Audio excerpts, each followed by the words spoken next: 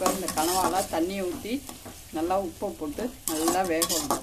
கனவாலேருந்து தண்ணியும் கொஞ்சம் வருது, நம்மளும் கொஞ்சம் ஊற்றி வேக விடணும். கனவாலேருந்து தண்ணி விடுது பார்த்தீங்களா?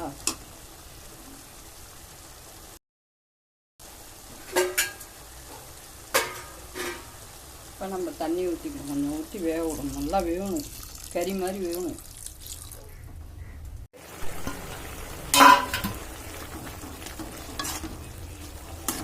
கனவா மீன் நல்லா பஞ்சு மாதிரி வந்துடுச்சு. இப்போ குழம்புத்தூள் 1 ஸ்பூன்,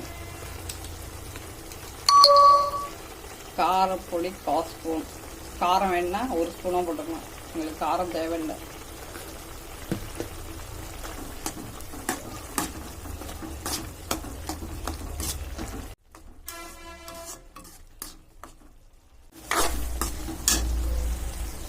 இப்போ மிளகாத்தூள் போட்டாச்சு. இப்போ அரைச்சி வச்சுருந்த தக்காளி வெங்காயத்தை இதில் ஊற்றுறோம். அதில் சோயா சாஸ் கொஞ்சம் ஊற்றுறோம். சோயா சாஸ் கொஞ்சம் சோயா சாஸ் ஊற்றியாச்சு. நல்லா கொதிக்க விடணும். உப்பு ஏற்கனவே போட்டிருக்கோம்.